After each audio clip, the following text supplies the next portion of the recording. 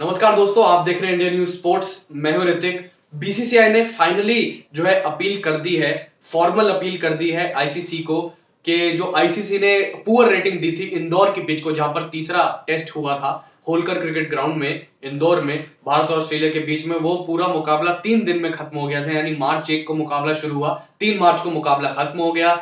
और जहां पर स्पिनर्स को लगातार फेवर करा, उस विकेट ने इतना टर्न हो रहा था, गेंद इतना रैंक टर्न हो रहा था कि बल्लेबाज को कोई चांस ही नहीं मिला गेम में आने का। इस वजह से जो है 3 दिन में मुकाबला पूरा खत्म हो गया।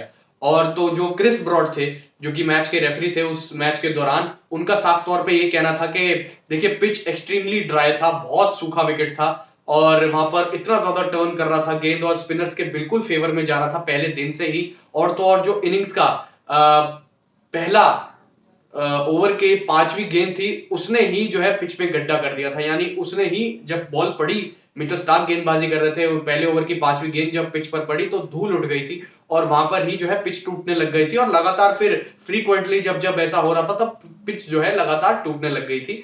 और इसी बयान के वजह से ये बयान आईसीसी के पास गया। आईसीसी ने इस बयान को रिव्यू किया और आईसीसी ने पुअर रेटिंग दे दी थी इंदौर की पिच को। लेकिन अब बीसीसीआई ने फॉर्मली जो है लेटर के साथ, यानी कि मेल किया है बीसीसीआई को लेटर, और यही बीसीसीआई के सूत्रों से पता लगा है कि उन्होंने अपील डाल दी है इस बात की। अब आईसीसी के पास है 14 दिन के दरमियान ही आईसीसी इस पर सोच विचार करेगी और डिसीजन लेगी कि अपील को जो है विड्रॉ कराना है या आईसीसी की जो पुअर रेटिंग अपील है, यानी कि उन्होंने जो पुअर रेटिंग दी थी इंदौर को, उसको जारी रखना है नहीं। आपको याद होगा रावलपिंडी में भी ऐसा हुआ था जब दिसंबर 1 से 5 के बीच में टेस्ट मैच हुए था इंग्लैंड और पाकिस्तान के बीच में।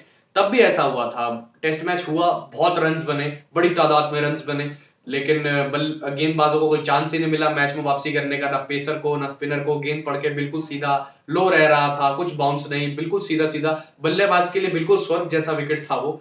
वहां पर जो है आईसीसी ने उस पिच को ध्यान में रखते हुए रेफरी ने जो है, मैच रेफरी ने कुछ तो आईसीसी को कहा था पिच के बारे में, उसी के डिसीजन की वजह से जो है वो चीज आईसीसी के पास गई। आईसीसी ने उसको बिलो एवरेज दिया था, लेकिन पीसीबी ने यानी पाकिस्तान क्रिकेट बोर्ड ने अपील करी थी आईसीसी को और आईसीसी ने जो है विड्रॉ कर दिया था जो उन्होंने बिलो एवरेज रेटिंग दी थी उस पिच को, यानी कि रावलपिंडी के पिच को। खैर, अब बीसीसीआई ने भी अपील डाल दिया और मैं आपको पहले भी इंडियन न्यूज स्पोर्ट्स के थ्रू बता चुका हूं कि बीसीसीआई अपील करना चाहता है आईसीसी को, और यही सारी बातें मैंने आपको बताई थी, क्रिस ब्रॉड के बारे में भी बताई थी। लेकिन अब इस चीज की आधिकारिक तौर पर पुष्टि हो गई है कि बीसीसीआई ने एक फॉर्मल लेटर देकर अपील दर्ज कर दी है।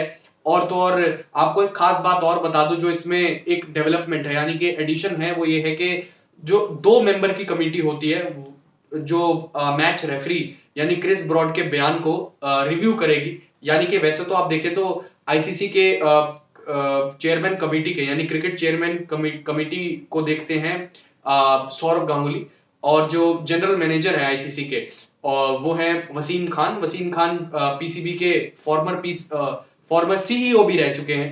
तो ये दो देखते हैं, लेकिन अब ये बीसीसीआई का मामला है, यानी कि इंडियन क्रिकेट का मामला है, तो सौरभ गांगुली के बजाय कोई और देखेगा इसको, क्योंकि सौरभ गांगुली बीसीसीआई से जो है ताल्लुक रखते हैं और इंडियन क्रिकेट के कप्तान भी रह चुके हैं, बहुत सक्सेसफुल कप्तान रह चुके हैं। तो हो सकता है कि वो कुछ डिसीजंस जो हैं फेयर हिस्से में भारत को दे दे। इस वजह से जो है आईसीसी एक फेयर चीज चलाती है कि जो भी कंट्री बोर्ड का जिस खिलाड़ी से ताल्लुक होता है या उससे जुड़ा होता है तो उसको वो नहीं रखते, कोई और थर्ड पर्सन को लेकर आते हैं और वो डिसीजन लेता है।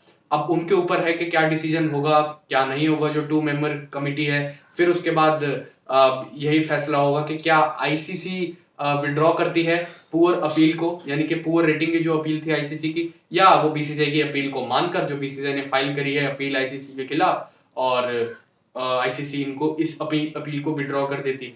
देखने वाली बात होगी, जो भी इसका डेवलपमेंट आएगा, जो भी अपडेट आएगा, हम आपको जरूर देंगे। और अगर आपको ये वीडियो पसंद आया तो इसे लाइक करें, शेयर करें और चैनल को सब्सक्राइब करें।